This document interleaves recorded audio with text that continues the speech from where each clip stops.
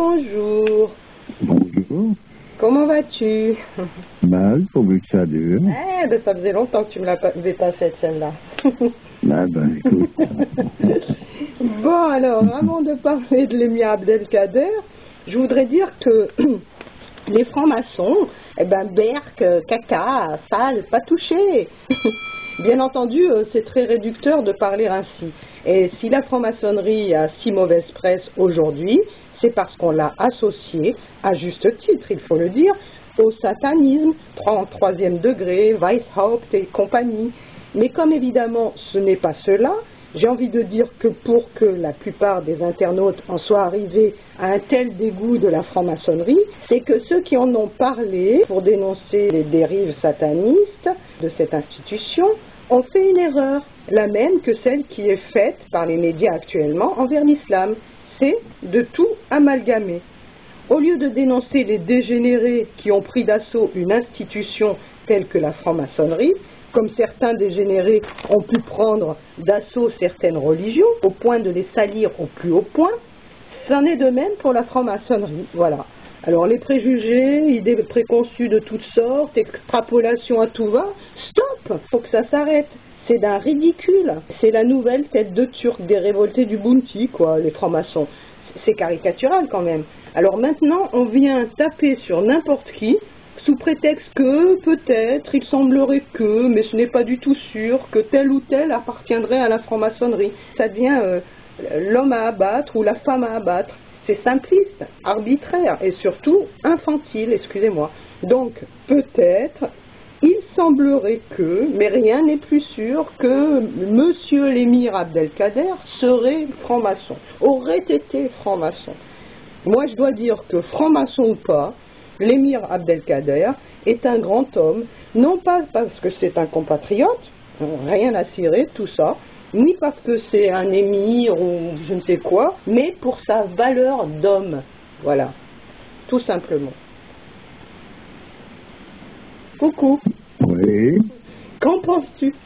Ben écoute, c'est comme d'habitude, hein, toutes ces polémiques sont un peu lassantes. Il serait intéressant pour tout un chacun d'essayer de comprendre, d'étudier ce que peut représenter déjà la franc-maçonnerie, puisqu'elle est en cause là. Présent de faire connaissance avec un personnage comme Abdelkader, qui est un homme d'une certaine envergure. Et voilà, disons, ça couperait court un peu à toutes ces idioties, là, parce qu'à un moment donné, tout le monde veut parler d'une chose ou d'une autre sans en avoir une connaissance réelle, c'est toujours sur des idées reçues. Voilà. Etc. Donc ça n'a aucun intérêt tout ça. Abdelkader était un homme de classe, c'était un grand bonhomme. Il l'a démontré dans son attitude au cours de l'histoire. À présent qu'il ait été intéressé en contact plus ou moins proche avec la franc-maçonnerie, je ne vois pas en quoi ça peut le disqualifier, parce que il aura certainement vu la franc-maçonnerie par le bout où elle doit être vue, c'est-à-dire dans sa qualification réelle, et ensuite de ça, il aura pu voir la déviance qui a succédé à ça, et il se sera retiré de cette déviance, mais il aura bien compris de quoi il s'agissait au point de départ. C'est un peu normal qu'un homme qui est un chercheur tel qu'Abdelkader, quand il est en contact tout d'un coup, pour une raison ou pour une autre, avec un organisme de cet ordre, c'est normal qu'il cherche à saisir quels sont les tenants et aboutissants de cet organisme. Alors je mettrai le lien de quelqu'un d'un internaute là, d'un texte, et où il est dit justement que Émir Abdelkader s'est opposé radicalement à la vision profane et laïque de la maçonnerie. Voilà. Oui, et qu'il rangeait cela dans la catégorie des naturalistes et existentialistes, bien connus des théologiens musulmans. Voilà. Voilà. Alors il parle de ce qui est devenu la franc-maçonnerie. Voilà, tout à fait. Voilà, mais il n'a pas Il n'a pas parlé de la franc-maçonnerie comme telle. La franc-maçonnerie comme telle n'est pas profane. À présent, quand on parle de laïque, il faut remettre les pendules à l'heure de nouveau. La signification de laïque a changé avec le temps. Alors, la signification actuelle, c'est un courant d'idées qui vise à protéger activement la vie publique de toute ingérence religieuse. Voilà. Alors que le monde laïque, c'était tout simplement ce qui n'était pas religieux, dans le sens, ça ne voulait pas dire que c'était quelque chose qui allait contre la religion, ou qui avait à se protéger de la religion. C'est tout simplement, par exemple... Est-ce qu'on pourrait dire que c'était le profane? Non, pas du tout. Pas du tout. Non? Non, pas du tout. Il n'y a rien qui soit profane ou qui soit... C'est un point de vue. Une vue On peut tout aborder d'un point de vue profane, mais il n'y a rien qui soit profane en soi. Ça n'a aucun sens. Ouais. Alors, disons pour en venir à ce que veut dire laïque anciennement, c'est ce qui n'était pas religieux, mais simplement un compagnon qui exécutait son métier, il le faisait conformément à des règles bien précises, qui étaient issues directement, en quelque sorte, de l'inspiration, c'est-à-dire de règles qui étaient édictées par Dieu. Ouais. Et ils étaient en contact, en profondeur avec tout ce qui pouvait représenter la religion. Oui, d'accord. Simplement, c'est des règles bien précises pour un homme de métier qui ne sont pas nécessairement exactement les mêmes sur le plan pratique que celles d'un moine, par exemple.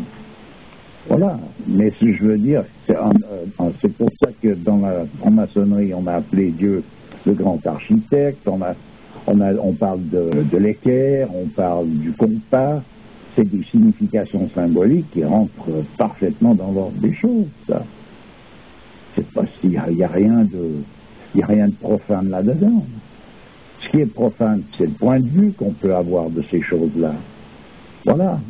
Et donc, de quelle manière on va appliquer ces choses-là, d'un point de vue profane ou d'un point de vue sacré. C'est le point de vue du personnage en question qui vient là donner la différence. Alors un homme comme Abdelkader a abordé ces choses-là d'un point de vue sacré. Ce qui veut dire qu'il a bien vu ce que pouvait représenter la franc-maçonnerie dans son sens originel, et ce qu'elle a pu devenir à la suite des différentes dérives.